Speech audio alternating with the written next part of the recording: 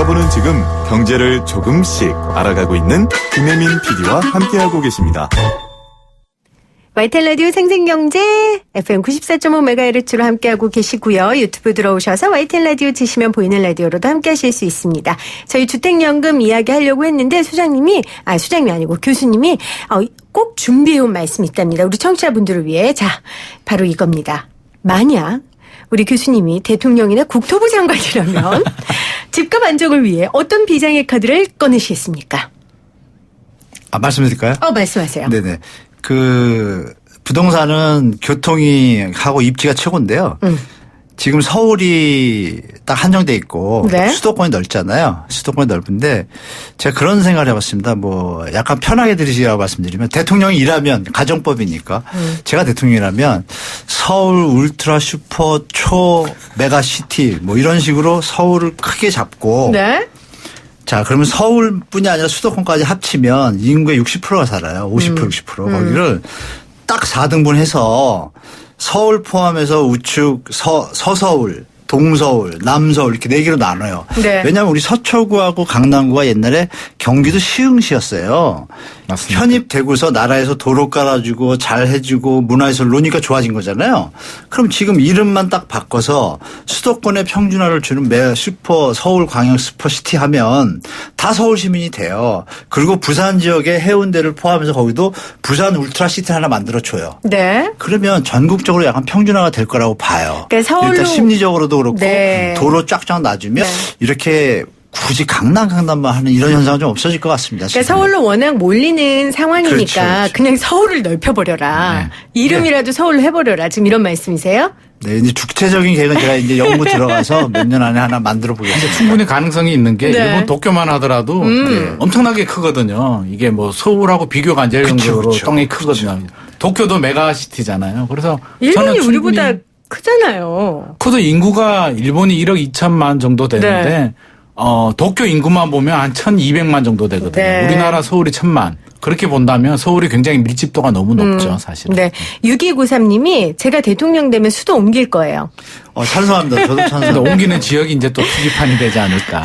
그래요. 자, 우리 주택연금 이야기 해야 돼요. 네네네. 왜냐하면 주택연금 맞아요, 관심 맞아요. 갖는 분들 네. 너무 많이 계셔서 네. 일단 주택연금이라는 게 뭔지 우리 소장님 좀 얘기를 해 주세요. 이게 좀 생소할 수도 있는데요. 우리가 보통 담보대출을 받으면 내 집을 은행에 이제 담보로 해서 대출을 받잖아요. 네. 어떻게 보면 좀 비슷할 수도 있는데 내 집을 주택금융공사하고 계약을 맺고 약정된 기간 동안 이게 약정 방식이 좀 3가지 정도가 있거든요. 그래서 평생을 받을 수도 있고 30년을 받을 수도 있고 이런데 그 기간 동안 나눠서 연금식으로 이렇게 받는 제도입니다. 그러니까 주택 담보 대출 받는 것처럼 주택을 담보로 내 노후 자금을 받는 거고 그렇죠. 평생 받다가 이제 제가 사망하게 되면 그 집을 주는 거죠. 준다라기보다는 네. 미리 좀 설명을 드리면 네. 많은 분들이 궁금해 하시는데요. 내가 더 많이 타먹으면 좋잖아요. 네. 그래서 예를 들어서 내가 120살까지 살았어. 네. 그러면 주택공사가 손해볼 수도 있잖아요. 그거는 떠 안습니다. 그래서 한 120세까지 죽을 때까지 살면 장수하면 분명히 이득을 볼 수 있는데 현실적으로 쉽지는 않고요. 그래서 그런 부분은 유리한 부분. 절대 가입자가 이게 더 많이 받는다고 해서 손해 보지는 않고요. 만약에 좀 빨리 돌아가셨다. 그러면 돈이 남을 거잖아요. 네. 그러면 주택금융공사가 꿀꺽하는 건 아니고요. 처분을 해서 제할건 제하고 상속인한테 돌려줍니다. 아, 네. 그렇군요. 그러니까 집값 이상으로 오래 사시는 건 사시는 거고 네네. 혹시 집값보다 내가 받은 돈이 적은데 일찍 사망하신 경우에는 네네. 제하고 나머지는 상속인에게 준다. 120살까지 우리가 웬만하면 살 수 없으니까. 그렇죠.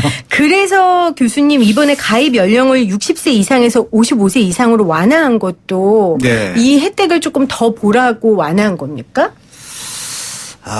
이게 뭐냐면 우리가 지금 고령화 시대로 들어가잖아요. 네. 고령화 시대 지금 소비가 지금 급감하는 거는 다 아실 거잖아요. 왜냐하면 고령화가 되시면 이 생계 유지를 위해서 최대한 좀 이렇게 적정히 쓰시지 40대 50대처럼 이렇게 대출 받고 이러지 않으시잖아요. 네. 그렇기 때문에 이제 어느 나라나 고령화가 되면서 소비가 줄면서 국가 경제에 부담이 돼요. 그러니까 이런 부분을 갖다가 정부 차원에서 노령화 대비 소득과 대출과의 연계를 통해 가지고 소비 수준을 유지시키려는 정부의 노력이에요. 그래서 시장이 죽으면 젊은 세대도 안 죽고 전체 국민 경제한테 도움은 안 돼요. 그래서 근데 이것의 한도의 문제는 있죠. 다 국민주택연금을 줄 수 있는 재정이 있냐? 그렇지는 않아요. 민간 자율시장하고 이거하고 이제 조화를 맞춰 갈 텐데 외국의 사례를 봐도 100% 안 들잖아요. 안 드는 이유는 주택연금이 정부가 과연 국민을 먼저 생각한다는 헌법에 나와 있지만 실제 재정이나 운영을 생각할 때 국민을 100% 생각하지는 않아요. 네. 자기들 정부 입장을 생각을 해요. 이런 부분이 아버지와 부모라고 생각하시면 큰일 나고 이게 조금 다르기 때문에 뭐 제가 볼 때는 이 연령을 낮추고 이런 부분 자체가 딱 집이 한 채 있고 퇴직을 했어요. 퇴직금만 있어요. 그럼 돈을 쓸까요? 아니면 투자를 할까요? 들고 갈까요? 들고 가게 되거든요. 그래서 이런 부분을 네. 주택연금을 통해서 소비 부분을 좀 확장하려고 정부에서 법안도 나오는 것 같아요. 그러니까 국민들의 노후 대책을 위한 것도 물론 있고요. 네. 그리고 교수님 말씀하신 것처럼 나이가 들어도 안정적인 소득이 있어야 소비를 하고 그 그렇죠. 소비를 바탕으로 나라 경제가 돌아가기 때문에 국가에서 이제 이런 제도를 만들었고 주택연금 가입 나이를 60세에서 55세로 낮추고 그리고 또 하나 중요한 게 있죠. 주택 가격도 완화했잖아요. 소장님. 네. 그러니까 시가 9억 원 이하에서 공시가격 9억 원 이하로 완화한 거죠? 네네, 맞습니다. 지금까지는 시가가 이제 시가였죠. 시가가 9억인데 이제 공시가격과 시가 차이가 얼마 정도 되냐면 공시가격이 9억이면 시가가 한 13억 원 정도 되거든요. 네. 그래서 좀 늘려줬다. 그래서 나이는 낮춰주고 범위는 늘려줬다. 이렇게 이해하시면 될 것 같습니다. 네. 주택 요건도 전세를 준 단독 다가구 주택과 주거용 오피스텔도 가입할 수 있겠는데 그전엔 안 됐었어요. 네네. 근데 이게 아마 법안이 통과된 건 아닌 걸로 알고 있고요. 지금 아마 TF팀의 대책 계류 중인 걸로 알고 내용이에요. 있거든요. 그래서 네네. 몇 가지, 4가지 정도 지금 법안이 계류 중인데요. 네. 그런 내용들이 들어가 있습니다.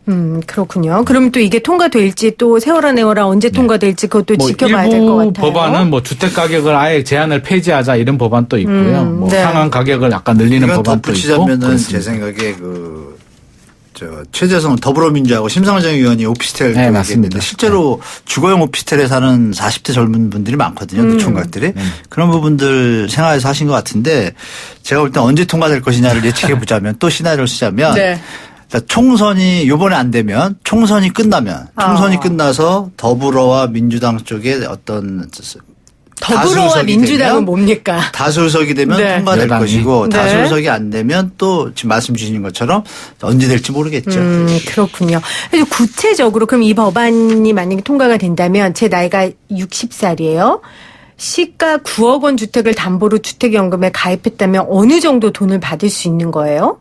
이거는 지금도 가능한 거잖아요. 9억 정도면 시가 9억 원. 7만 원이니까 한 150, 180은 받으실 것 같은데. 한 달에? 180에. 이게 조건에 따라서 이제 여러 가지 상황이 다르기 때문에 네. 꼭 찍어서 이제 얼마다 이렇게 말씀드릴 수는 대충 없는데 하면 그 정도 통계 되지 자료를 않을까요? 보면 이제 평균 주택 가격이 2억 9,600만 원에 월 지급금이 101만 원이거든요. 그래서 100만 원. 대충 그 정도 100만 원 정도 된다면 네. 유추해 더 보면 받으시겠네. 9억 정도면 뭐 한 200만 원. 300도 받으시겠다. 근데 이제 기간에 따라 다르죠. 내가 평생 받겠다고 하면 줄어드는 거고요.